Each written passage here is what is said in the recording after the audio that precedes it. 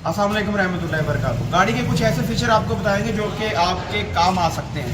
बहुत ही ज़बरदस्त फीचर है और ये फीचर जानना आपके लिए बहुत ज़रूरी है अगर आपके पास गाड़ी है। आप आगे हमारे साथ। सबसे पहला फीचर गाड़ी का ये है कि ये है बोनट ओपन करने के लिए ये बटन है। जूम करके दिखाइएगा ज़रा। बोनट ओपन करने का ये बटन है। ये जैसे कि ये बोनट ओपन हो गया, आवाज़ आई है, टक की आवाज़ आई है।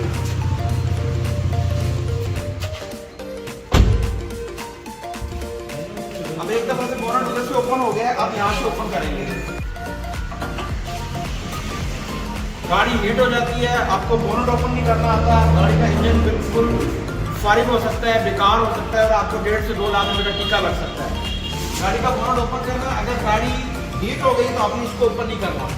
जूम करके दिखाइएगा, जूम करके। आपने रेडिएटर को ओपन नहीं करना। अभी तो गाड़ी ठंडी है, मैं अभी ओपन कर रहा हूँ।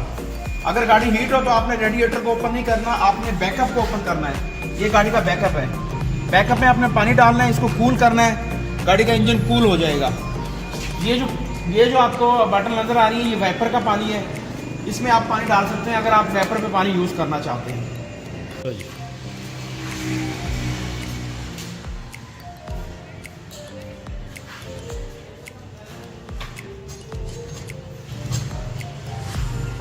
ये गाड़ी का बैकअप है।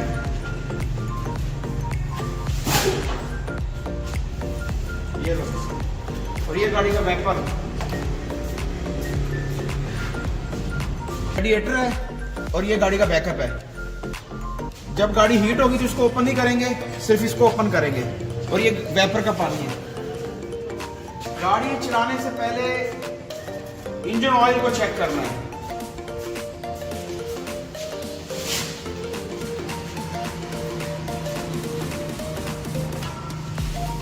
ये इंजन ऑयल का निशान नजर आ रहा है आपको। ये डाउन है, ये मीडियम है, ये फुल है।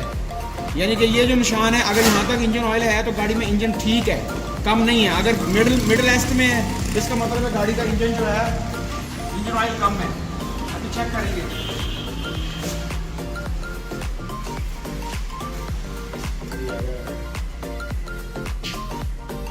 ये देखिए, मतलब गाड़ी में इंजन बिल्कुल ठीक है। जो अप निशान है वहां तक इंजन ऑयल लगा हुआ है, तो इसका मतलब गाड़ी का इंजन जो, ये ब्रेक ऑयल है। ये ब्रेक ऑयल है, इसको ओपन नहीं करेंगे। यहाँ पे देखेंगे इसका लेवल, अगर इसका लेवल कम हो गया तो इसको भी ओपन कर सकते हैं, लेकिन ये इसको ओपन नहीं करेंगे जब तक इसका लेवल कम नहीं होगा।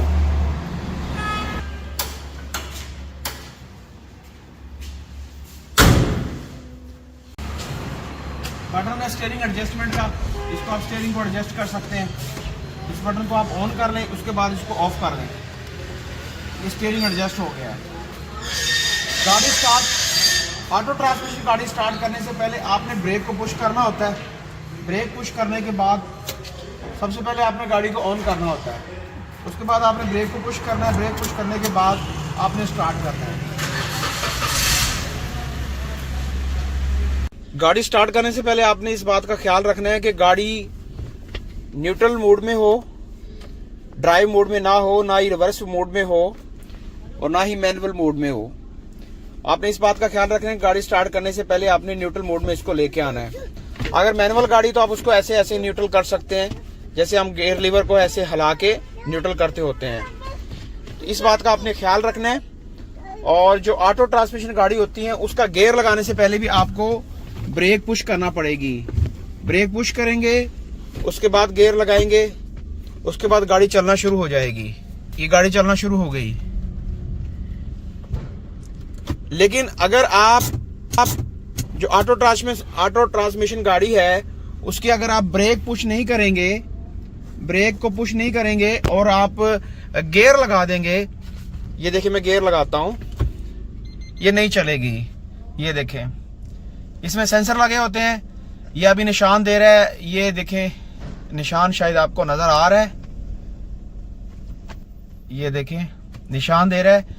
ये कह रहा है जी पहले ब्रेक को पुश करें फिर चलेगी गाड़ी। तो ये एक सेफ्टी के लिए उन्होंने इसके अंदर सेंसर लगाए हुए, ये बड़ी अच्छी बात है।